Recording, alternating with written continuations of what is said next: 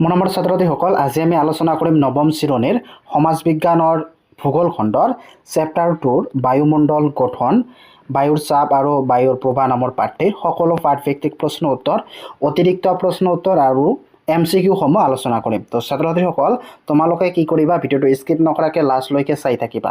তো এতিয়া আমি পাঠভিত্তিক প্ৰশ্ন উত্তৰখিনি আলোচনা কৰিম, তাৰপিছত MCQ আলোচনা কৰিম আৰু তাৰপিছত অতিৰিক্ত প্ৰশ্ন উত্তৰখিনি আলোচনা কৰিম। তো অনুশীলনীৰ 1 নম্বৰ প্ৰশ্নত কি কৈছে, বায়ুমণ্ডল কাক বোলে? তথ্যসহ ইয়াৰ গঠন সম্পৰ্কে চমুকৈ লিখা। তো ইয়াৰ উত্তৰত তোমালোকে লিখিবা, ভূপৃষ্ঠৰ পৰা কিছুমান ওপৰলৈ বিস্তৃত পৃথিৱীৰ চাৰিওফালে বায়ুৰ যি গেছীয় আৱৰণ আছে তাকে বায়ুমণ্ডল বোলে। তো ছাত্ৰ-ছাত্ৰীসকল, তোমালোকৰ কাৰণে উত্তৰবিলাক একেবাৰে চুটিকৈ আনিছোঁ যাতে তোমালোকৰ সুবিধা হয়। যদি তোমালোকৰ ভিডিঅ'টো ভাল লাগে এটা লাইক কৰি দিবা আৰু তোমালোকে কোনখন ডিষ্ট্ৰিক্টৰ পৰা মোৰ ভিডিঅ' চাই আছা কমেণ্ট কৰি জনাবা। বায়ুমণ্ডলৰ বিভিন্ন গেছৰ দ্বাৰা গঠিত, যেনে নাইট্ৰজেন 78.08% আৰু অক্সিজেন 20.94%। ইয়াৰ বাহিৰেও সামান্য পৰিমাণে আৰ্গন 0.93%, কাৰ্বন ডাই অক্সাইড 0.036% আৰু নিয়ন, হিলিয়াম, মিথেন, ক্ৰিপ্টন, হাইড্ৰজেন, অজন, জেনন আদি থাকে 0.014%। তো ছাত্ৰ-ছাত্ৰীসকল চোৱা, তোমালোকৰ কাৰণে উত্তৰখিনি একেবাৰে চুটিকৈ আনিছোঁ। তাৰপিছত 2 নম্বৰ প্ৰশ্নত কি কৈছে, গেছৰ ৰাসায়নিক গঠন অনুসৰি বায়ুমণ্ডলক প্ৰধানকৈ কি কি স্তৰত বিভক্ত কৰিব পাৰি? লগতে এই স্তৰকেইটাৰ বৈশিষ্ট্য চমুকৈ লিখা। তো ইয়াৰ উত্তৰত তোমালোকে লিখিবা, গেছৰ ৰাসায়নিক গঠন অনুসৰি বায়ুমণ্ডলক প্ৰধানকৈ 2টা ভাগত ভগোৱা হৈছে, যেনে হোমোস্ফিয়াৰ আৰু হেটেৰস্ফিয়াৰ। হল এই স্তৰ দুটাৰ বিষয়ে চমুকৈ আলোচনা কৰা। তো এতিয়া এই স্তৰ দুটাৰ বিষয়ে তোমালোকক চমুকৈ আলোচনা কৰিব দিছে। তো প্ৰথমটো হৈছে হোমোস্ফিয়াৰ। ভূপৃষ্ঠৰ পৰা 80 কিলোমিটাৰ পৰ্যন্ত বায়ুমণ্ডলৰ গেছসমূহৰ গঠন প্ৰায় একেবাৰে এই স্তৰটোক হোমোস্ফিয়াৰ বুলি কোৱা হয়। এই স্তৰটোক উত্তাপৰ ভিত্তিত 3টা ভাগত ভাগ কৰা হৈছে, যেনে ট্ৰপোস্ফিয়াৰ, ষ্ট্ৰেটোস্ফিয়াৰ আৰু মেছোস্ফিয়াৰ। হোমোস্ফিয়াৰ আৰু হেটেৰস্ফিয়াৰৰ মাজত সীমাটোক মেছপছ বোলে। তাৰপিছত খ, হেটেৰস্ফিয়াৰ। তো ইয়াত তোমালোকে এনেদৰে লিখিবা, মেছপছৰ ওপৰৰ স্তৰলৈ থকা বায়ুৰ আৱৰণটোক হেটেৰস্ফিয়াৰ বুলি কোৱা হয়। মেছপছৰ পৰা যিমানেই ওপৰলৈ যোৱা যায় সিমানেই উত্তাপৰ মাত্ৰা দ্ৰুত হাৰত বাঢ়িবলৈ ধৰে। ইয়াৰ ফলত গেছবোৰৰ ৰাসায়নিক গঠন সলনি হয়। এই স্তৰৰ গেছবোৰৰ সিহঁতৰ আণৱিক ভৰ অনুসৰি অৱস্থান গ্ৰহণ কৰি কিছুমান তৰপৰ সৃষ্টি কৰে। এই তৰপবোৰ হৈছে নাইট্ৰজেনৰ তৰপ, অক্সিজেনৰ তৰপ, হিলিয়ামৰ তৰপ আৰু হাইড্ৰজেনৰ তৰপ। নাইট্ৰজেনৰ তৰপটোৰ 80 কিলোমিটাৰৰ পৰা 200 কিলোমিটাৰ উচ্চতালৈ আছে। অক্সিজেনৰ তৰপটো 1125 কিলোমিটাৰ আৰু হিলিয়ামৰ তৰপটো 3540 কিলোমিটাৰ উচ্চতালৈকে আছে। হাইড্ৰজেনৰ তৰপটো 10,000 কিলোমিটাৰ পৰ্যন্ত বিয়পি আছে। তাৰপিছত 3 নম্বৰ প্ৰশ্নত কি কৈছে, উচ্চতা আৰু উত্তাপৰ হ্ৰাস বৃদ্ধিৰ ভিত্তিত বায়ুমণ্ডলক কেইটা আৰু কি কি স্তৰত বিভক্ত কৰিব পাৰি চিত্ৰসহ লিখা আৰু প্ৰতিটো স্তৰৰে বৈশিষ্ট্য সম্পৰ্কে চমুকৈ লিখা। তো উত্তৰত তোমালোকে লিখিবা, উচ্চতা আৰু উত্তাপৰ হ্ৰাস বৃদ্ধিৰ ভিত্তিত বায়ুমণ্ডলক 5টা ভাগত ভাগ কৰা হৈছে, যেনে ট্ৰপোস্ফিয়াৰ, ষ্ট্ৰেটোস্ফিয়াৰ, মেছোস্ফিয়াৰ, থাৰ্মোস্ফিয়াৰ আৰু এক্সোস্ফিয়াৰ। তলত এইবোৰ স্তৰৰ বৈশিষ্ট্য সম্পৰ্কে চমুকৈ আলোচনা কৰা হ'ল আৰু এইটো হৈছে চিত্ৰ। প্ৰথমটো হৈছে ট্ৰপোস্ফিয়াৰ, তাৰপিছৰ স্তৰটো হৈছে ষ্ট্ৰেটোস্ফিয়াৰ, তাৰপিছত এই স্তৰটো হৈছে মেছ'স্ফিয়াৰ আৰু তাৰ এই স্তৰটো হৈছে থাৰ্মস্ফিয়াৰ। তো এতিয়া আমি ষ্ট্ৰটোস্ফিয়াৰৰ বিষয়ে আলোচনা কৰিম। বায়ুমণ্ডলৰ আটাইতকৈ তলৰ ঔৰ্ধ বা স্তৰটো হৈছে ট্ৰপোস্ফিয়াৰ। এই স্তৰটোৰ উচ্চতা সকলো ঠাইতে সমান নহয়। এই স্তৰটোৰ গড় উচ্চতা 12 কিলোমিটাৰ। এই স্তৰটো ভূপৃষ্ঠৰ লগত লগ লাগি থকাৰ বাবে ইয়াৰ বায়ুৰ অধিক পৰিমাণে জলীয় বাষ্প থাকে। এই স্তৰটোত মেঘ, বৰষুণ, ধুমুহা, বতাহৰ লগতে বতৰৰ ক্ৰিয়াকলাপৰ সংঘটিত হয়। তাৰপিছত আহে কি ষ্ট্ৰটোস্ফিয়াৰ। বায়ুমণ্ডলৰ ষ্ট্ৰটোস্ফিয়াৰৰ ঠিক ওপৰৰ স্তৰটোকে ষ্ট্ৰটোস্ফিয়াৰ বুলি কোৱা হয়। এই দুয়োটা স্তৰৰ মাজত সীমাটোক ট্ৰপোজ বুলি কোৱা হয়। ষ্ট্ৰটোস্ফিয়াৰ বায়ুৰ উচ্চতাৰ ক্ৰমে বাঢ়ি যায়। এই স্তৰৰ নিম্নভাগত উত্তাপ প্ৰায় 600 চেণ্টিগ্ৰেড। এই উত্তাপ ক্ৰমে বাঢ়ি গৈ উচ্চ ভাগত প্ৰায় 0 ডিগ্ৰী চেণ্টিগ্ৰেড হয়গৈ। এই স্তৰটোত ওজন গেছৰ এটা স্তৰ আছে। এই গেছৰ অণুৱেই সূৰ্যৰ পৰা অহা অতি বেঙুনীয়া ৰশ্মি শোষণ কৰে আৰু ইয়াৰ ফলত ষ্ট্ৰটোস্ফিয়াৰৰ উত্তাপ পৰিমাণ বাঢ়ি যায়। এই স্তৰৰ ঊৰ্ধ্বসীমাটোক ষ্ট্ৰটোপজ বোলে। তাৰপিছত আহে কি মেছ'স্ফিয়াৰ। বায়ুমণ্ডলৰ ষ্ট্ৰটোস্ফিয়াৰৰ ঊৰ্ধ্বসীমা ষ্ট্ৰপোজৰ ওপৰৰ স্তৰটো হৈছে মেছ'স্ফিয়াৰ। ষ্ট্ৰপোজৰ পৰা 30 কিলোমিটাৰ উচ্চতালৈ ইয়াৰ বিস্তৃত। এই স্তৰটো প্ৰায় 80 কিলোমিটাৰ উচ্চতাৰ শেষ সীমা কি মেছ'পজ। মেছ'পজত নিম্ন উচ্চতা 100 ডিগ্ৰী চেণ্টিগ্ৰেড। তাৰপিছত আহে থাৰ্মস্ফিয়াৰ। মেছ'স্ফিয়াৰৰ ঊৰ্ধ্বসীমা মেছ'পজৰ ওপৰৰ স্তৰটো বা ঔৰ্ধ থাৰ্মস্ফিয়াৰ বা তাপমণ্ডল। এই স্তৰটো 80 কিলোমিটাৰ উচ্চতাত থকা মেছ'পজৰ পৰা প্ৰায় 400 কিলোমিটাৰ উচ্চতালৈ বিস্তৃত। এই স্তৰত বায়ুৰ উষ্ণতা প্ৰায় 1650 চেণ্টিগ্ৰেড। ইয়াত বায়ুৰ ঘনত্ব প্ৰায় 0 হ্ৰাস পায়। ৰেডিঅ' তৰংগ এই স্তৰটোৰ পৰা প্ৰতিফলিত হয়। তাৰপিছত আহে কি এক্সোস্ফিয়াৰ। থাৰ্মস্ফিয়াৰ বায়ুমণ্ডলৰ প্ৰায় 400 কিলোমিটাৰৰ পৰা 1000 কিলোমিটাৰ উচ্চতালৈ এক্সোস্ফিয়াৰ বিস্তৃত। এনে উচ্চতাত বায়ুৰ অণু পৰমাণু ঘনত্ব অতি নিম্ন। ইয়াত হাইড্ৰজেন আৰু হিলিয়াম গেছৰ প্ৰাধান্য আছে। ইয়াৰ উষ্ণতা প্ৰায় 5550 চেণ্টিগ্ৰেডলৈ বৃদ্ধি পায়। তাৰপিছত 4 নম্বৰ প্ৰশ্নত কি কৈছে, বায়ুমণ্ডলৰ চাপৰ তাৰতম্য ঘটোৱা কাৰণবোৰ উদাহৰণসহ আলোচনা কৰা। তো উত্তৰত তোমালোকে লিখিবা, বায়ুমণ্ডল এবিধ গেছীয় পদাৰ্থ যদিও ইয়াৰ ওজন আৰু চাপ আছে। ভূপৃষ্ঠৰ পৰা ওপৰলৈ বায়ুমণ্ডলৰ ঘনত্ব আৰু চাপ হ্ৰাস পায়। বায়ুমণ্ডলত বায়ুৰ চাপৰ তাৰতম্য হোৱাৰ কাৰণ দুটা হ'ল যেনে বায়ুৰ উষ্ণতা আৰু খ পৃথিৱীৰ পৃষ্ঠৰ উচ্চতা। ক বায়ুৰ উষ্ণতা পৃথিৱী পৃষ্ঠত তাপৰ বিতৰণ অক্ষাংশৰ ওপৰত নিৰ্ভৰ কৰে। উষ্ণতা বেছি হ'লে বায়ুৰ চাপ হ্ৰাস পায়। শীতল বায়ুৰ জলীয় বাষ্প কম পৰিমাণে থকা শুষ্ক বায়ুৰ চাপ বেছি। অৰ্থাৎ উষ্ণতা বৃদ্ধি পালে বায়ুৰ চাপ হ্ৰাস পায়। সেই কাৰণেই বিষুৱ অঞ্চলৰ পৰাই 2 মেৰু অঞ্চললৈ বায়ুৰ চাপৰ পৰিমাণ বেছি হয়। তাৰপিছত খ পৃথিৱী পৃষ্ঠৰ উচ্চতা। সমুদ্ৰ পৃষ্ঠৰ পৰা যিমান উচ্চতালৈ যোৱা যায় সিমানেই বায়ুমণ্ডলত থকা গেছৰ পৰিমাণ হ্ৰাস পায়। বায়ুমণ্ডলৰ গভীৰতা হ্ৰাস পালে ইয়াৰ ভৰ কম হয়, ফলত চাপ কমে। প্ৰতি 900 ফুট উচ্চতা বৃদ্ধিত বায়ুৰ চাপ 1 ইঞ্চি হাৰত হ্ৰাস পায়। তো 5 নম্বৰ এতিয়া কোৱেশ্যনত কি কৈছে, চিত্ৰৰ সহায়ত পৃথিৱীৰ প্ৰধান চাপ বলয় কেইটাৰ বৈশিষ্ট্য আলোচনা কৰা। তো উত্তৰত তোমালোকে লিখিবা, বায়ুমণ্ডলৰ চাপ পৃথিৱীৰ সকলো ঠাইতে সমান নহয়। বায়ুৰ চাপৰ তাৰতম্যৰ বাবেই বায়ু প্ৰবাহৰ গতিবিধিও ভিন ভিন হয়।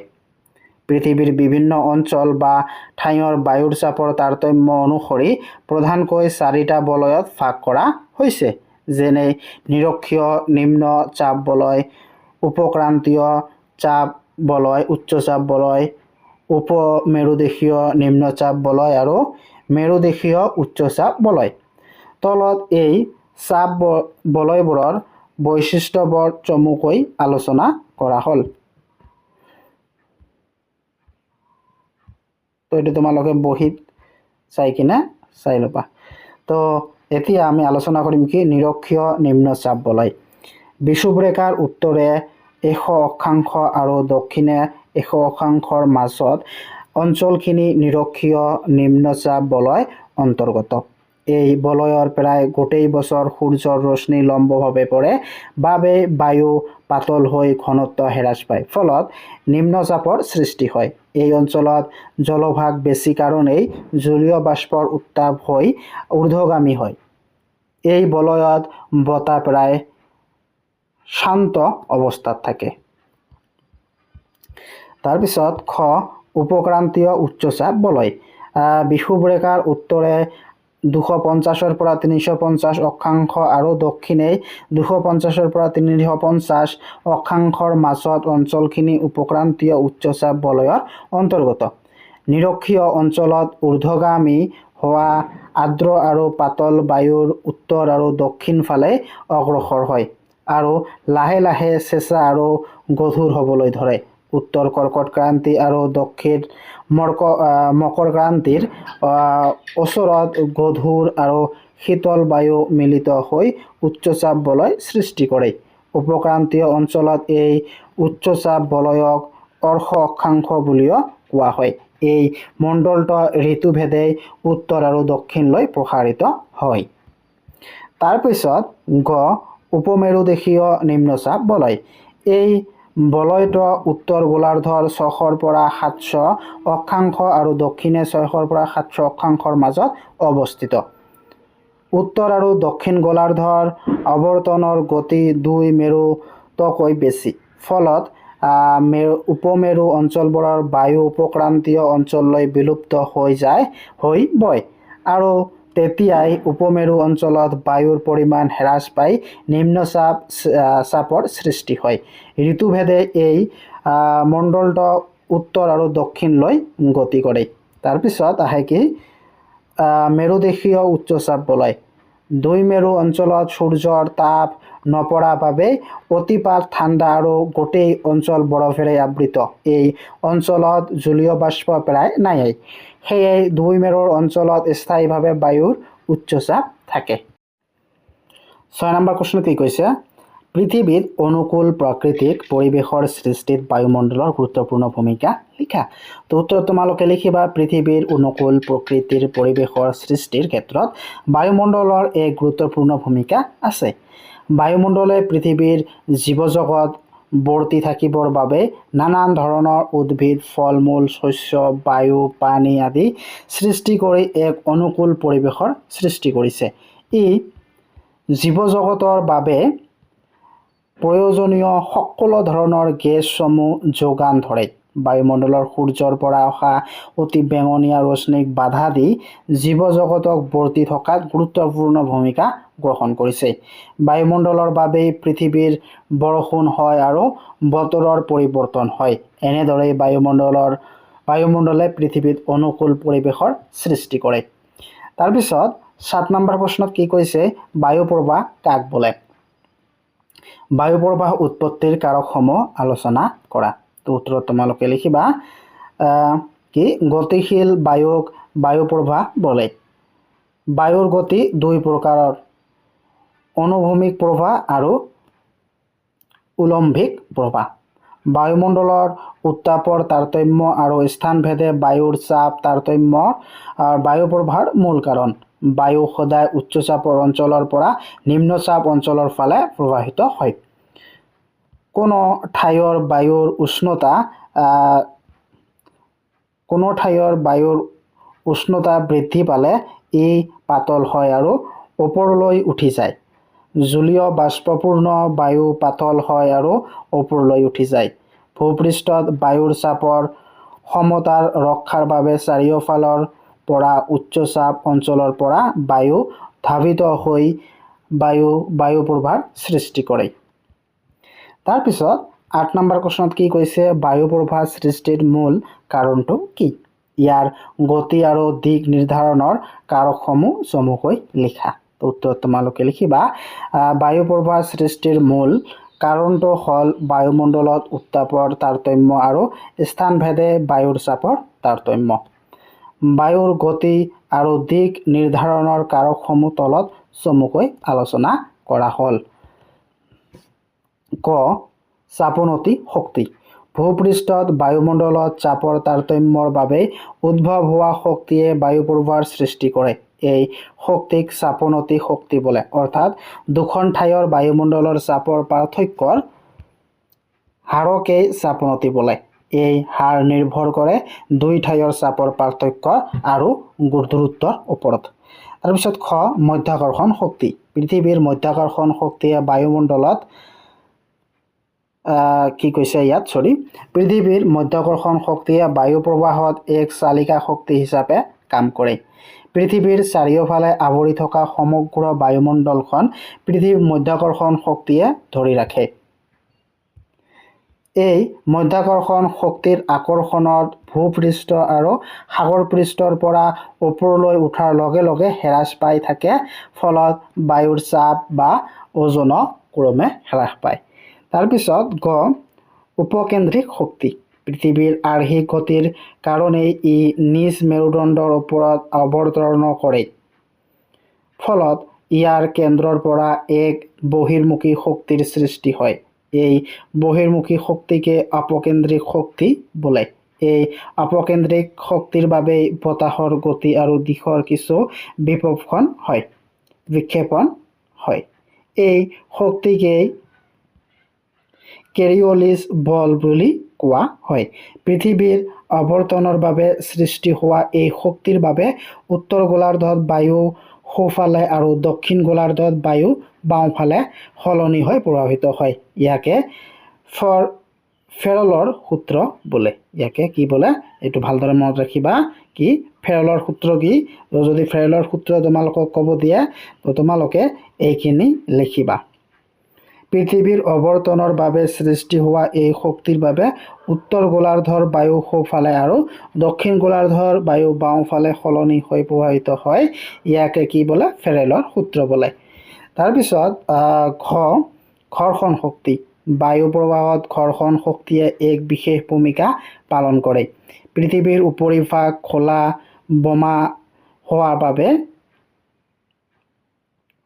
অৰ্থাৎ পৃথিৱীৰ উপৰিভাগত থকা পাহাৰ, পৰ্বত, গছ-গছনি, উচ্চ অট্টালিকা আদিৰ বাবে বতাহৰ গতিবেগ হ্ৰাস পায়। আনহাতে মৰুভূমি, জলপৃষ্ঠ আদিৰ ওপৰেদি বতাহ বৈ যাওঁতে কোনো বাধা নাপায়, ফলত বতাহৰ গতিবেগ বৃদ্ধি পায়। তাৰপিছত ৯ নম্বৰ প্ৰশ্নত কি কৈছে? কেৰিঅলিছ বল বুলিলে কি বুজা? বতাহৰ গতি নিৰ্ধাৰণত ইয়াৰ ভূমিকা চিত্ৰসহ বৰ্ণনা কৰা। তো উত্তৰত তোমালোকে লিখিবা কি পৃথিৱীৰ মধ্যাকৰ্ষণ শক্তিয়ে বায়ু প্ৰবাহত এক চালিকা শক্তি হিচাপে কাম কৰে। পৃথিৱীৰ চাৰিওফালে আৱৰি থকা বায়ুমণ্ডলৰ পৃথিৱীৰ মধ্যাকৰ্ষণ শক্তিয়ে ধৰি ৰাখে। এই মধ্যাকৰ্ষণ শক্তিৰ আকৰ্ষণ ভূপৃষ্ঠ আৰু সাগৰ পৃষ্ঠৰ পৰা ওপৰলৈ উঠাৰ লগে লগে হ্ৰাস পায়, ফলত বায়ুৰ চাপ বা ওজন ক্ৰমে হ্ৰাস পায়। তাৰপিছত ১০ নম্বৰ প্ৰশ্নত কি কৈছে? চাপোনতি শক্তি বুলিলে কি বুজা? বায়ু প্ৰবাহত ইয়াৰ ভূমিকা কি? তো উত্তৰত লিখিবা বায়ুমণ্ডলত চাপৰ তাৰতম্যৰ বাবে উদ্ভৱ হোৱা শক্তিয়েই বায়ু প্ৰবাহৰ সৃষ্টি কৰে। এই শক্তিকে চাপোনতি শক্তি বোলে। অৰ্থাৎ দুখন ঠাইৰ বায়ুমণ্ডলৰ চাপৰ পাৰ্থক্যৰ হাৰকে চাপোনতি বোলে। এই হাৰ নিৰ্ভৰ কৰে ঠাই দুখনৰ চাপৰ পাৰ্থক্য আৰু দূৰত্বৰ ওপৰত। এই চাপোনতিৰ ফলত বায়ুমণ্ডলত প্ৰভাৱিত বতাহৰ গতিবেগ আৰু দিশৰ পৰিৱৰ্তন ঘটে। তাৰপিছত 11 নম্বৰ প্ৰশ্নত কি কৈছে, বায়ু প্ৰবাহত পৃথিৱীৰ মধ্যাকৰ্ষণ শক্তিৰ ভূমিকা চমুকৈ লিখা। তো উত্তৰ তোমালোকে লিখিবা, পৃথিৱীৰ মধ্যাকৰ্ষণ শক্তিয়ে বায়ু প্ৰবাহত এক চালিকা শক্তি হিচাপে কাম কৰে।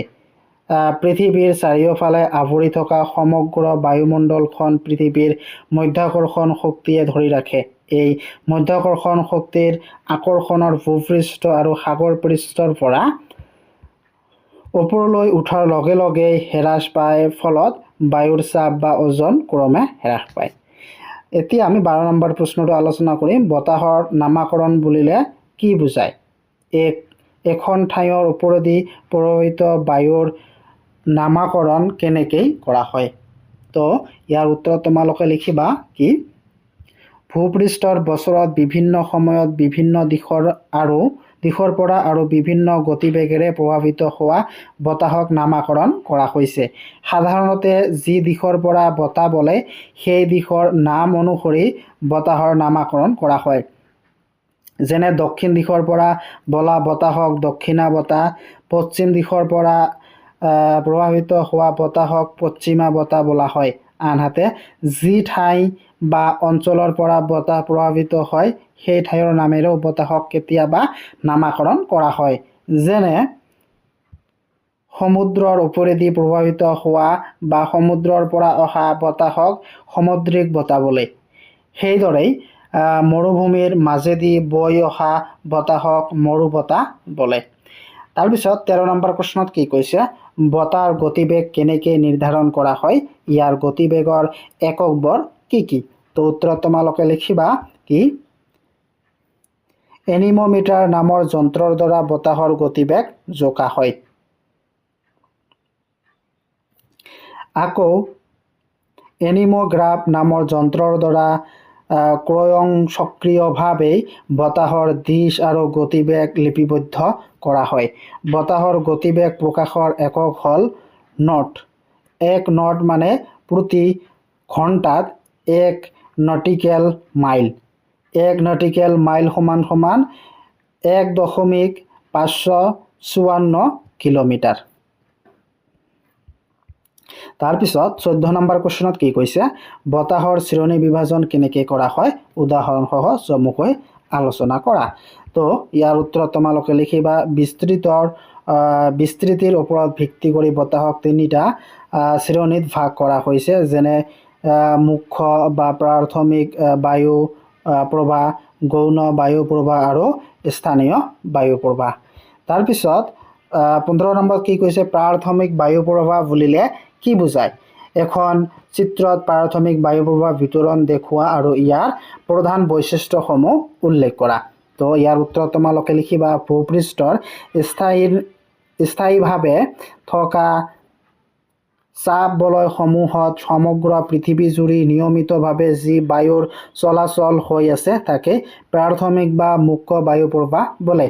এই প্ৰাথমিক বায়ু প্ৰবাহক নিয়মিত বতাহ বা নিয়মিত বতাহ বুলিও কোৱা হয়। এই স্থায়ী বতাহসমূহ অহৰহ পৃথিৱীৰ উত্তৰ আৰু দক্ষিণ দুয়োটা গোলাৰ্ধৰ উপক্ৰান্তীয় আৰু মেৰুদেশীয় উচ্চচাপ বলয়ৰ পৰা নিৰক্ষীয় আৰু উপমেৰুদেশীয় নিম্নচাপ বলয়লৈ প্ৰভাৱিত হৈ আছে। প্ৰাথমিক বায়ু প্ৰবাহৰ অন্তৰ্ভুক্ত 3বিধ বায়ু প্ৰবাহ হ'ল বাণিজ্য বতাহ, পছোৱা বতাহ আৰু মেৰুদেশীয় বতাহ।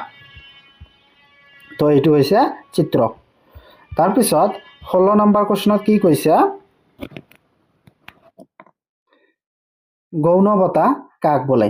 উদাহৰণসহ এখন ঠাইৰ জলবায়ু নিৰ্ধাৰণত ইয়াৰ ভূমিকা বৰ্ণনা কৰা। তো উত্তৰত তোমালোকে লিখিবা, ভূ-অৱয়ব প্ৰকৃতিৰ বিস্তৃত বিভিন্নতা, আঞ্চলিক আৰু ঋতুভিত্তিক চাপৰ তাৰতম্য আদিৰ বাবে পৃথিৱীৰ বিভিন্ন অঞ্চলত সৃষ্টি হোৱা বায়ু প্ৰবাহসমূহক গৌণ বায়ু প্ৰবাহ বোলা হয়। ইয়াৰ অন্তৰ্গত বতাহবোৰ হ'ল ঘূৰ্ণী বতাহ, প্ৰদীপ ঘূৰ্ণী বতাহ, বায়ুৰাশি, বতাহগ্ৰহ, মৌচুমী বতাহ আদি। এখন ঠাইৰ জলবায়ু নিৰ্ধাৰণত গৌণ বতাহৰ তাৎপৰ্য আছে। এই গৌণ বতাহৰ বাবে বতৰৰ পৰিৱৰ্তন হয়। তাৰপিছত 17 নম্বৰ প্ৰশ্নত কি কৈছে, স্থানীয় বতাহ কাক বোলে? স্থানীয় বতাহে এখন ঠাইৰ বতৰ নিৰ্ধাৰণত কেনেদৰে প্ৰভাৱ পেলায়, উদাহৰণসহ চমুকৈ আলোচনা কৰা। তো উত্তৰত তোমালোকে লিখিবা কি, ভূ-অৱয়বৰ বিভিন্নতা আৰু উচ্চতাৰ পাৰ্থক্যৰ বাবে সীমিত অঞ্চলক সামৰি যি বায়ু প্ৰবাহৰ সৃষ্টি হয় তাকে স্থানীয় বতাহ বোলে। ইয়াক অস্থায়ী বা অনিয়মিত বায়ু প্ৰবাহ বুলিও কোৱা হয়। কিছুমান স্থানীয় বতাহ হ'ল জল বতাহ, স্থল বতাহ, ভৈয়াম বতাহ, লু, চিনুক, ফন আদি। পৃথিৱীৰ উপৰিভাগৰ স্থানীয় পৰ্যায়ত থকা ভূ-প্ৰকৃতিৰ পাৰ্থক্য আৰু উত্তাপৰ তাৰতম্যৰ বাবে স্থানীয় বতাহ প্ৰভাৱিত হয়। স্থানীয় বতাহেই একোটা নিৰ্দিষ্ট অঞ্চলৰ বতাহৰ পৰিৱৰ্তন ঘটায়। তাৰপিছত 18 নম্বৰ প্ৰশ্নত কি কৈছে, ঘূৰ্ণীবতাহ কাক বোলে? ই কেই প্ৰকাৰৰ আৰু কি কি? এখন ঠাইৰ বতৰ আৰু জলবায়ু ইয়াৰ প্ৰভাৱসমূহৰ কেনেধৰণৰ চমুকৈ উল্লেখ কৰা। তো উত্তৰত তোমালোকে লিখিবা কি, বায়ুমণ্ডলৰ ক্ৰান্তীয় অঞ্চলত উৎপত্তি হোৱা কোনো নিম্নচাপক কেন্দ্ৰ কৰি চাৰিওফালে উচ্চচাপ অঞ্চলৰ পৰা তীব্ৰ বেগত অহা গধুৰ বতাহকে মুখামুখি সংঘৰ্ষত লিপ্ত হৈ যি চক্ৰকাৰ গতি লয় তাকে ঘূৰ্ণী বতাহ বোলে। ঘূৰ্ণী বতাহ দুই প্ৰকাৰৰ, যেনে ক্ৰান্তীয় ঘূৰ্ণী বতাহ আৰু বহিঃক্ৰান্তীয় বা মধ্য অক্ষাংশীয় ঘূৰ্ণী বতাহ। এখন ঠাইৰ বতৰ বা জলবায়ুৰ ঘূৰ্ণী বতাহে প্ৰভাৱ পেলায়, যেনে ঘূৰ্ণী বতাহৰ ফলত ঘন ডাৱৰ আৰু ধাৰাসাৰ বৰষুণ হয়। উচ্চ চাপৰ বায়ু অতিপাত চেঁচা হ'লে শিলাবৃষ্টি আৰু বিজুলী ঢেৰেকনি ধুমুহা বৰষুণ হয়। পিছত বৰষুণ নোহোৱাকৈয়ে আকাশখন মুকলি হয় আৰু ৰিপ বতাহ চলি থাকে আৰু বতৰ ঠাণ্ডা হয়। তাৰপিছত 19 নম্বৰ প্ৰশ্নত কি কৈছে, বায়ু ৰাশি কাক বোলে? ইয়াক কেনেকৈ শ্ৰেণী বিভাজন কৰা হয়? এখন ঠাইৰ জলবায়ু নিৰ্ধাৰণত ইয়াৰ ভূমিকা কি? তো উত্তৰত তোমালোকে লিখিবা, উত্তাপ, আৰ্দ্ৰতা আদি গুণ সম্পন্ন বৃহৎ আকাৰৰ একোটা বায়ুপুঞ্জকে বায়ু ৰাশি বোলে। বায়ু দীৰ্ঘকাল স্থিৰ অৱস্থাত থাকিলে ইয়াৰ নিম্ন স্তৰৰ বায়ু নিম্নস্থ ভূমিৰ দ্বাৰা প্ৰভাৱিত হয় আৰু ভূমিৰ গুণ অনুসৰি বায়ুৱে নিৰ্দিষ্ট তাপ আৰু আৰ্দ্ৰতা আহৰণ কৰে। বায়ু ৰাশিৰ উৎস, স্থান আৰু বৈশিষ্ট্যৰ ওপৰত নিৰ্ভৰ কৰি ইয়াক চাৰিটা শ্ৰেণীত ভাগ কৰা হৈছে, যেনে ক্ৰান্তীয় অঞ্চলৰ মহাদেশীয় জলবায়ু বা জলৰাশি, খ ক্ৰান্তীয় অঞ্চলৰ মহাসাগৰীয় জলৰাশি, গ মেৰু অঞ্চলৰ মহাদেশীয় বায়ুৰাশি আৰু খ মেৰু অঞ্চলৰ মহাসাগৰীয় বায়ুৰাশি। তো এখন অঞ্চলৰ নিৰ্ধাৰণ বায়ুৰাশিয়ে যথেষ্ট প্ৰভাৱ পেলায়, যেনে যি অঞ্চলৰ মাজেদি বায়ুৰাশি গতি কৰে সেই অঞ্চলৰ ধৰ্মবৰ গ্ৰহণ কৰে। সমুদ্ৰ অঞ্চলৰ পৰা প্ৰভাৱিত হোৱা বায়ুৰাশি প্ৰচুৰ পৰিমাণে জলীয় বাষ্প কঢ়িয়ায়, ফলত ই বৈ যোৱা অঞ্চলত বতৰ সেমেকা হয়। আনহাতে ক্ৰান্তীয় মৰু অঞ্চলৰ ওপৰেদি বৈ যোৱা বায়ুৰাশি শুকান আৰু উষ্ণ হয়। তাৰপিছত 20 নম্বৰ প্ৰশ্নত কি কৈছে, বতাগ্ৰহ বুলিলে কি বুজায়? ই কেনেকৈ সৃষ্টি হয়? জলবায়ু আৰু বতাগ্ৰহৰ সম্পৰ্ক চমুকৈ আলোচনা কৰা। উত্তৰত তোমালোকে লিখিবা কি, যেতিয়া উষ্ণতা, আৰ্দ্ৰতা, চাপ, ঘনত্ব আদিৰ তাৰতম্য থকা দুটা বিপৰীত গুণসম্পন্ন বায়ুৰাশি পৰস্পৰৰ সন্মুখীন হয় আৰু দুয়োটাৰ মাজত লগে লগে মিশ্ৰণ নঘটি এক বিচ্ছেদক বায়ুপৃষ্ঠৰ বা ৰেখাৰ সৃষ্টি কৰে তাকে বতাগ্ৰহ বোলা হয়। দুটা চৰ্তত বতাগ্ৰহৰ সৃষ্টি হয়, যেনে ক বায়ুৰাশি এটা আনটোৰ তুলনাত শীতল আৰু গধুৰ হ'ব লাগিব, আৰু আনটো হৈছে বায়ু প্ৰবাহ অভিসাৰী হ'ব লাগিব, যাতে দুয়োটা বায়ুৰাশিৰ বিপৰীত দিশৰ পৰা পৰস্পৰৰ অভিমুখে প্ৰভাৱিত হয় আৰু উষ্ণ পাতল বায়ু শীতল গধুৰ বায়ুৰ ওপৰত অৱস্থান কৰি সাম্য বা সুস্থিৰ অৱস্থান থাকে। বতাগ্ৰহৰ গুণাগুণ আৰু প্ৰকৃতিৰ ভিত্তিত ইয়াক চাৰিটা শ্ৰেণীত ভাগ কৰা হৈছে, যেনে শীতল বতাগ্ৰহ, উষ্ণতা বতাগ্ৰহ, অচল বতাগ্ৰহ আৰু অন্তৰ্ধৃত বতাগ্ৰহ। বতাহগ্ৰহ আৰু জলবায়ুৰ মাজত সম্পৰ্ক আছে, কাৰণ বতাহগ্ৰহ অঞ্চলত চাপনতি বিপৰীতমুখী হোৱাৰ ফলত বায়ুৰ অপসৰণ হয় আৰু বতাহগ্ৰহ অগ্ৰসৰ হোৱাৰ লগে লগে সংশ্লিষ্ট বায়ুৰ উত্তাপ আৰু আৰ্দ্ৰতাৰ পৰিৱৰ্তন হৈ ডাৱৰৰ সৃষ্টি হয়, ফলত সেই অঞ্চলৰ জলবায়ু সেমেকা হয়। তাৰপিছত 21 নম্বৰ কুৱেশ্যনত কি কৈছে, মৌচুমী বতাহ বুলিলে কি বুজায়, ই কেনেকৈ সৃষ্টি হয়, ইয়াৰ প্ৰভাৱ পৃথিৱীৰ কোনবোৰ অঞ্চলত স্পষ্ট। তো উত্তৰ লিখিবা, ঋতুৰ ওপৰত নিৰ্ভৰ কৰি প্ৰভাৱিত সাময়িক বায়ু প্ৰবাহকে মৌচুমী বতাহ বোলে। মৌচুমী বতাহ হৈছে ক্ৰান্তীয় আৰু উপক্ৰান্তীয় অঞ্চলৰ এক আঞ্চলিক বায়ু প্ৰবাহ। গ্ৰীষ্মকালত আৰৱ সাগৰৰ পৰা বংগোপসাগৰৰ পৰা প্ৰভাৱিত দক্ষিণ পশ্চিম আৰু দক্ষিণ পূব মৌচুমী বতাহ বয়। শীতকালত শুকান উত্তৰ পূব মৌচুমী বতাহক বংগোপসাগৰৰ পৰা জলীয় বাষ্প শোষণ কৰি পিছত দক্ষিণ ভাৰতৰ পিনে অগ্ৰসৰ হয়। গ্ৰীষ্মকালত মৌচুমী বতাহৰ ফলত মেঘালয়ৰ দক্ষিণ অংশ, অসমৰ পৰ্বত্য অঞ্চলৰ পটভূমিত আৰু পশ্চিম ঘাটত পৰ্বতৰ পশ্চিম ঢালত যথেষ্ট বৰষুণ হয়। তাৰপিছত এতিয়া আমি 22 নম্বৰটো আলোচনা কৰিম। ইয়াত কি কৈছে, কাৰণ দৰ্শাই উত্তৰ লিখা। ইয়াৰ ক নম্বৰত কি কৈছে, ট্ৰপোস্ফিয়াৰ স্তৰটোত প্ৰধানকৈ বতৰৰ ক্ৰিয়াকলাপ কিয় সংঘটিত হয়। তো উত্তৰ তোমালোকে লিখিবা, বায়ুমণ্ডলৰ আটাইতকৈ তলৰ স্তৰটো হৈছে ট্ৰপোস্ফিয়াৰ। এই স্তৰটোৰ উচ্চতা সকলো ঠাইতে সমান নহয়।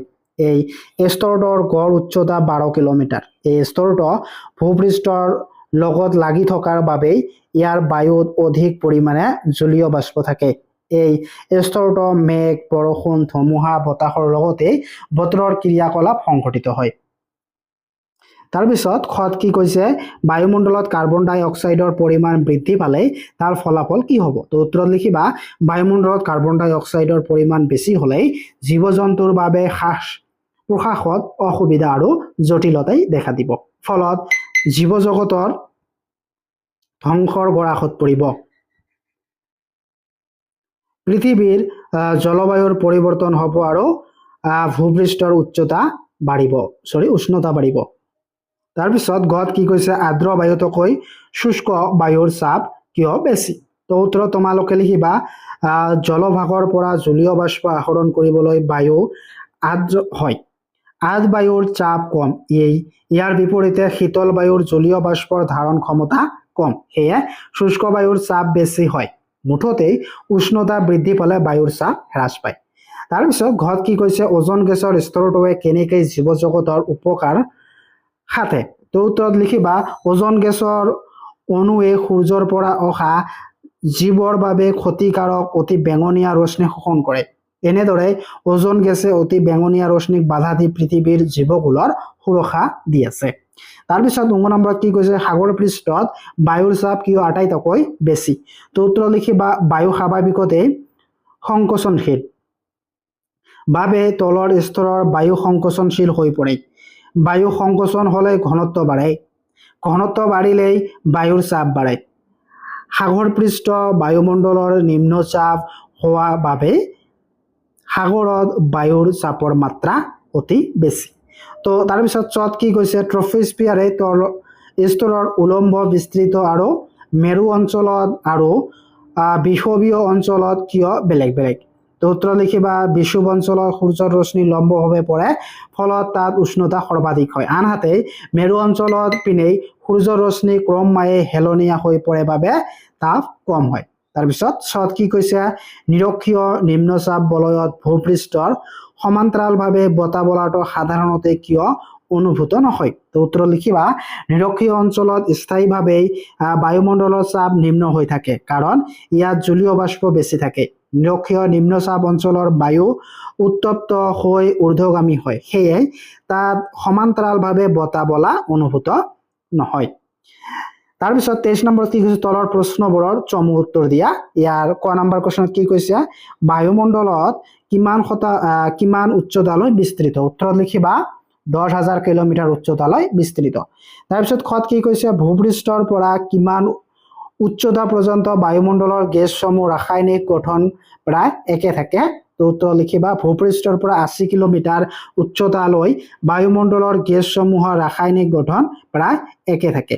তাৰপিছত গত কি কৈছে হোমোস্ফিয়াৰ আৰু হেটেৰোস্ফিয়াৰৰ মাজত সীমাটোৰ নাম কি তো উত্তৰ তোমালোকে লিখিবা মেজোপজ মেজোপজ তাৰপিছত ঘত কি কৈছে ফেৰেলৰ সূত্ৰটো কি তো উত্তৰ লিখিবা কি পৃথিৱীৰ অৱতৰণৰ বাবে সৃষ্টি হোৱা শক্তিৰ বাবে উত্তৰ গোলাৰ্ধত বায়ু সোঁফালে আৰু দক্ষিণ গোলাৰ্ধত বাওঁফালে সলনি হৈ প্ৰবাহিত হয় ইয়াকে ফেৰেলৰ সূত্ৰ বোলে তাৰপিছত অংগ নম্বৰত কি কৈছে বিউফৰ্ড স্কেল কি উদাহৰণসহ এই স্কেলৰ ব্যৱহাৰিকতা সম্পৰ্কে চমুকৈ লিখা তো উত্তৰ তোমালোকে লিখিবা ব্ৰিটিছ বিজ্ঞানী ফ্ৰেন্ডিছ বিউফৰ্ডে প্ৰস্তুত কৰা 0 পৰা 12 নম্বৰ স্কেলৰ সহায়ত বতাহৰ গতিবেগ মান অনুযায়ী ইয়াৰ প্ৰকৃতি আৰু প্ৰভাৱ জানিব পাৰি ইয়াকে বিউফৰ্ড স্কেল বোলে তাৰপিছত চত কি কৈছে লেজাৰ কি চমুকৈ লিখা উত্তৰ লিখিবা সাগৰ পৃষ্ঠৰ পৰা প্ৰতি কিলোমিটাৰ উচ্চতা বৃদ্ধিত 6.5 সেন্টিগ্ৰেডকৈ বায়ুৰ উষ্ণতা হ্ৰাস পায় ইয়াকে লেজাৰ বোলে তাৰপিছত 24 নম্বৰত কি কৈছে চমু টকা লিখা ইয়াৰ কত কি কৈছে হোমোস্ফিয়াৰ ভূপৃষ্ঠৰ পৰা 80 কিলোমিটাৰ পৰ্যন্ত বায়ুমণ্ডলৰ গেছসমূহৰ গঠন প্ৰায় একে এই স্তৰটোক হোমোস্ফিয়াৰ বুলি কোৱা হয় এই স্তৰটোক উত্তাপৰ ভিত্তিত তিনিটা ভাগত ভাগ কৰা হৈছে যেনে ট্ৰপোস্ফিয়াৰ ষ্ট্ৰেটোস্ফিয়াৰ আৰু মেছোস্ফিয়াৰ হোমোস্ফিয়াৰ আৰু হেটেৰোস্ফিয়াৰৰ মাজৰ সীমাটোক মেছোপজ বোলে তাৰপিছত খত কি কৈছে হেটেৰোস্ফিয়াৰ তো ইয়াৰ উত্তৰ তোমালোকে লিখিবা মেজোপজৰ ওপৰৰ ওৰলৈ থকা বায়ুৰ আৱৰণটোক হেটেৰোস্ফিয়াৰ বুলি কোৱা হয় মেজোপজৰ পৰা যিমান ওপৰলৈ যোৱা যায় সিমানে উত্তাপৰ মাত্ৰা দ্ৰুত হাৰত বাঢ়িবলৈ ধৰে ইয়াৰ ফলত গেছবোৰৰ ৰাসায়নিক গঠন সলনি হয় এই স্তৰৰ গেছবোৰ সিহঁতৰ আণৱিক ভৰ অনুসৰি অৱস্থান গ্ৰহণ কৰি কিছুমান তৰপৰ সৃষ্টি কৰে এই তৰপবোৰ হৈছে নাইট্ৰজেনৰ তৰপ অক্সিজেনৰ তৰপ হিলিয়ামৰ তৰপ আৰু হাইড্ৰজেনৰ তৰপ নাইট্ৰজেনৰ তৰপটোক 80 কিলোমিটাৰৰ পৰা 200 কিলোমিটাৰ উচ্চতালৈ আছে অক্সিজেনৰ তৰপটো 1125 কিলোমিটাৰ আৰু হিলিয়ামৰ তৰপটো 3540 কিলোমিটাৰ উচ্চতালৈ আছে হাইড্ৰজেনৰ তৰপটো 10000 কিলোমিটাৰ পৰ্যন্ত বিয়পি আছে তাৰপিছত গত কি কৈছে বায়ুৰ তাপ ভূপৃষ্ঠৰ উচ্চতা আৰু বায়ুৰ চাপৰ সম্পৰ্ক তো উত্তৰ লিখিবা বায়ুৰ তাপ বৃদ্ধি পালে বায়ু সম্প্ৰসাৰিত হয় ফলত ইয়াৰ ঘনত্ব হ্ৰাস পায় ভূপৃষ্ঠৰ পৰা উচ্চতা বৃদ্ধি পালে বায়ুমণ্ডলৰ চাপ হ্ৰাস পায় তাৰপিছত ঘত কি কৈছে মেৰুদেশীয় উচ্চচাপ বলয় তো উত্তৰ লিখিবা মেৰু অঞ্চলত বৰফেৰে আবৃত এই অঞ্চলত অতিপাত ঠাণ্ডা ইয়াত জলীয় বাষ্প প্ৰায় নাই বুলিব পাৰি সেয়ে মেৰু অঞ্চলত স্থায়ীভাৱে বায়ুৰ উচ্চচাপ থাকে আৰু ইয়াৰ বায়ুৰ চাপক মেৰুদেশীয় উচ্চচাপ বলয় বোলে তাৰপিছত উঙত কি কৈছে বায়ু প্ৰবাহ তন্ত্ৰ বায়ু প্ৰবাহ বায়ুমণ্ডলৰ সংঘটিত বহু ক্ৰিয়াকলাপৰ মাধ্যম যিয়ে অহৰহ উত্তাপ আৰ্দ্ৰতা আৰু বায়ুমণ্ডলৰ ভৌগোলিক গুণাগুণ এখন ঠাইৰ পৰা আন এখন ঠাইলৈ কঢ়িয়াই নিয়াত সহায় কৰে ইয়াক বায়ু প্ৰবাহ তন্ত্ৰ বোলে তাৰপিছত চত কি কৈছে চাপোনতি ভূপৃষ্ঠত থকা বায়ুমণ্ডলীয় চাপৰ পাৰ্থক্যৰ বাবে উদ্ভৱ হোৱা শক্তিয়ে মূলতঃ বায়ু প্ৰবাহৰ সৃষ্টি কৰে ইয়াকে চাপোনতি বোলে তাৰপিছত বাণিজ্য বতাহ তো ইয়াৰ উত্তৰ তোমালোকে লিখিবা পৃথিৱীৰ 300 উত্তৰ আৰু 30 ডিগ্ৰী দক্ষিণ অক্ষাংশৰ উপক্ৰান্তীয় উচ্চচাপ বলয়ৰ পৰা নিৰক্ষীয় নিম্নচাপ বলয়ৰ ফালে প্ৰভাৱিত বায়ুক বাণিজ্য বতাহ বোলে তাৰপিছত বৰ্গজত কি কৈছে অশ্ব অক্ষাংশ পৃথিৱীৰ দুয়ো গোলাৰ্ধত 300 অক্ষাংশৰ পৰা 350 অক্ষাংশৰ মাজত অৱস্থিত অঞ্চলক অশ্ব অক্ষাংশ বোলে তাৰপিছত যত কি কৈছে গৰ্জন মুখৰ 40 ইয়াৰ উত্তৰ লিখিবা দক্ষিণ গোলাৰ্ধৰ বিশেষকৈ 40 ডিগ্ৰীৰ পৰা 60 ডিগ্ৰী অক্ষাংশ অঞ্চলৰ মহাসাগৰৰ আগুৰি আছে বাবে এই অঞ্চলৰ পছোৱা বতাহৰ তীব্ৰতা অধিক বেছি সেয়ে এই অঞ্চলক গৰ্জন মুখৰ 40 বুলি কোৱা হয় তাৰপিছত নিয়ত কি কৈছে প্ৰদীপ ঘূৰ্ণীবতাহ উত্তৰ লিখিবা উচ্চচাপ কেন্দ্ৰ আৰু বহি অংশৰ মাজত থকা চাপৰ তাৰতম্য বৰ বেছি নোহোৱাৰ বাবে বতাহৰ গতিবেগ বেছি নহয় গতিকে বৰষুণৰ পৰিমাণো কম হয় ইয়াকে প্ৰদীপ ঘূৰ্ণীবতাহ বোলে তাৰপিছত তত কি কৈছে জেট প্ৰবাহ ক্ৰান্তীয় অঞ্চলৰ স্থৰেদি পশ্চিমা প্ৰবাহৰ দৰে এক তীব্ৰবেগী প্ৰবল বতাহৰ প্ৰভাৱিত হয় ইয়াকে জেট প্ৰবাহ বোলে তাৰপিছত কি কৈছে সমচাপ ৰেখা চাপোনতি একেবাৰে কম হলে তাত বায়ু প্ৰবাহ প্ৰায় শূন্য হয় আৰু বায়ুমণ্ডলীয় অৱস্থা শান্ত হয়। বহু ঠাই জুৰি এনে অৱস্থা হলে তাকে উচ্চচাপ সমৰেখা বোলে।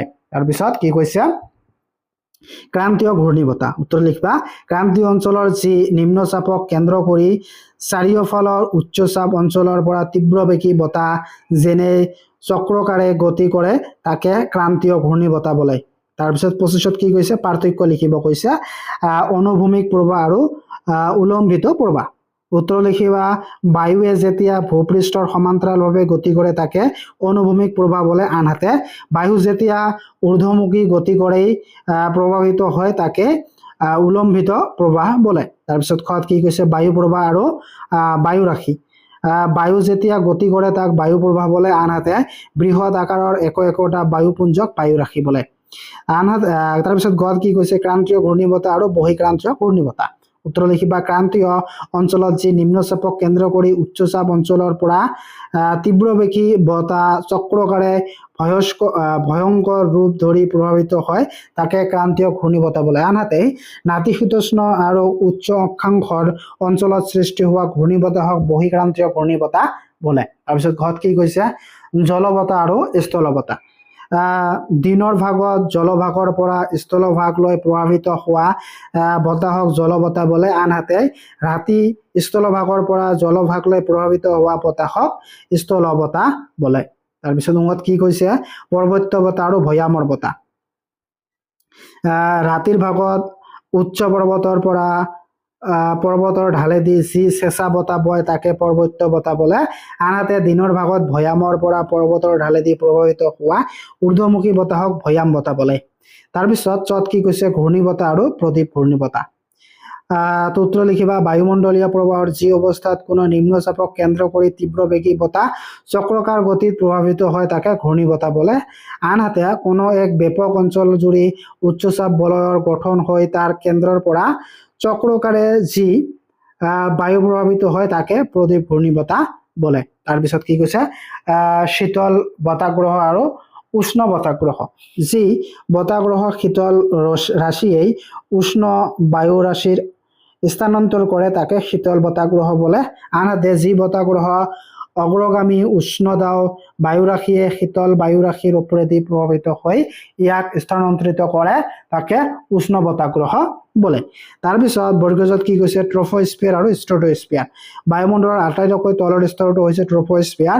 এই স্তৰটোৰ উচ্চতা সকলো ঠাইতে সমান নহয়। এই স্তৰটোৰ গড় উচ্চতা 12 কিলোমিটাৰ। এই স্তৰটোক ভূপৃষ্ঠৰ লগত লাগি থকাৰ বাবে ইয়াত বায়ুত অধিক পৰিমাণে জলীয় বাষ্প থাকে। এই স্তৰটোত মেঘ, বৰষুণ, ধুমুহা, বতাহ লগতে বতৰৰ ক্ৰিয়াকলাপ সংঘটিত হয়। আনহাতে বায়ুমণ্ডলৰ ট্ৰপোস্ফিয়াৰৰ ঠিক ওপৰৰ স্তৰটোক ষ্ট্ৰেটোস্ফিয়াৰ বুলি কোৱা হয়। এই দুয়োটা স্তৰৰ মাজৰ সীমাটোক ট্ৰপোজ বুলি কোৱা হয়। ষ্ট্ৰেটোস্ফিয়াৰ বায়ুৰ উষ্ণতা ক্ৰমে বাঢ়ি যায়। এই স্তৰটোৰ নিম্ন স্তৰত উত্তাপ প্ৰায় 60 চেণ্টিগ্ৰেড। এই উত্তাপ ক্ৰমে বাঢ়ি গৈ উচ্চ ভাগত প্ৰায় 0 ডিগ্ৰী চেণ্টিগ্ৰেড হয়গৈ। এই স্তৰটো ওজন গেছৰ এটা স্তৰ আছে। এই গেছৰ অণুৱে সূৰ্যৰ পৰা অহা অতি বেঙুনীয়া ৰশ্মি শোষণ কৰি আৰু ইয়াৰ ফলত ষ্ট্ৰেটোস্ফিয়াৰৰ উত্তাপৰ পৰিমাণ বাঢ়ি যায়। এই স্তৰৰ ঊৰ্ধ্ব সীমাটোক ষ্ট্ৰেটোপজ বোলে। এতিয়া আমি MCQ সমূহ আলোচনা কৰিম। তো ইয়াৰ কত কি কৈছে, ওজন গেছৰ স্তৰটো কত অৱস্থিত, তো ইয়াৰ উত্তৰটো হ'ব ষ্ট্ৰেটোস্ফিয়াৰ। তাৰপিছত খত কি কৈছে, বায়ুমণ্ডলৰ আয়তন হিচাপে অক্সিজেন কিমান থাকে, তো ইয়াৰ কোনটো হ'ব 20.94। তাৰপিছত গত কি কৈছে, বায়ু প্ৰবাহৰ মূল কাৰণটো কি, ইয়াৰ কাৰণটো হ'ল চাপৰ তাৰতম্য। তাৰপিছত ঘত কি কৈছে, বতাহৰ গতিবেগ নিৰ্ণয় কৰা যন্ত্ৰটো এনিমোমিটাৰ। তাৰপিছত কি কৈছে, বতাহৰ গতিবেগৰ এককটো হ'ল নট। তাৰপিছত মৌচুমী বতাহৰ তলৰ কোনটো শ্ৰেণীৰ অন্তৰ্গত, গৌণ বতাহৰ। তাৰপিছত চত কি কৈছে, প্ৰাচ্যৰ প্ৰশান্তৰ মহাসাগৰীয় উপকূল অঞ্চলৰ ঘূৰ্ণী বতাহৰ নামটো কি, টাইফুন। তো এতিয়া আমি অতিৰিক্ত প্ৰশ্ন উত্তৰখিনি তোমালোকৰ কাৰণে মই লৈ আনিছো। ভিডিঅ'টো দীঘল হয় কাৰণে মই তোমালোকে অতিৰিক্ত প্ৰশ্ন উত্তৰখিনি তোমালোকে চাই পঢ়িবা। তো এইখিনি তোমালোকৰ কাৰণে খুবেই গুৰুত্বপূৰ্ণ।